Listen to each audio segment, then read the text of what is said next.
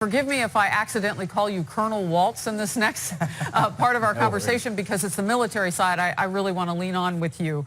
I heard you say on another network, as we head into the anniversary of 9/11, I do not ever want to see the terrorists step foot on United States soil, period. The president making a decision, we didn't know about this meeting that was planned at Camp David with Taliban leadership, made the decision to call it off. As I understand you saying, it never should have been planned in the first place. Why? Well, I had real issue with the underlying aspects of the deal. I'm thrilled that the president walked away from what I think was a bad deal. The Taliban were promising that Al-Qaeda, that they could prevent Al-Qaeda from using Afghanistan as a base to attack the United States. I think they were making promises that they don't have the military capability to uphold, number one. Number two, the Afghan government left out. And number three, that they've shown no willingness to actually move towards peace.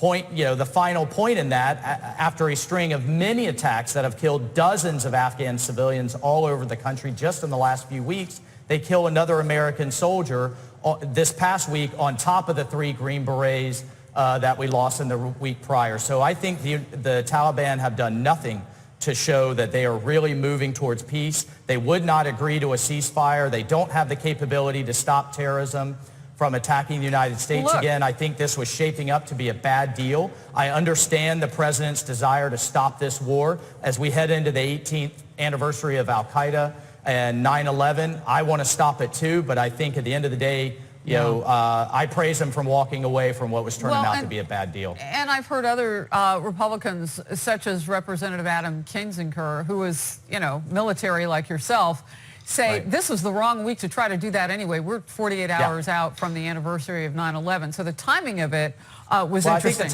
I think the timing was bad for our own right, and the timing was bad in Afghanistan, which is heading into its own national elections, which are very contentious, and many of the minorities because I got to let you go, because I know you have to saw this as a move towards a Taliban takeover, which is exactly what we don't want. So tell me this last question, Congressman Waltz of Florida. Appreciate your time and your military acumen and service as well. Where do we go next with this? The president has promised to sit down, and we've even seen him do it with North Korea's leadership there with Kim Jong-un. He's promised to sit down with anybody in terms of making a deal that makes America great again. Is this a deal that you think he should sit at a table with the Taliban leadership for? Should that ever happen? Well, I think there need to be some important preconditions. I have no problem with us coming to an agreement. That's fine, but we need to see a ceasefire, a cessation of violence, a release of an American hostage that they're still holding, and a recognition of a freely elected Afghan government and their constitution, which protects women and minorities. I mean, we need those basics before we sit down and try to craft a broader deal. Great to have you on the program, Congressman Michael Waltz. Thank you.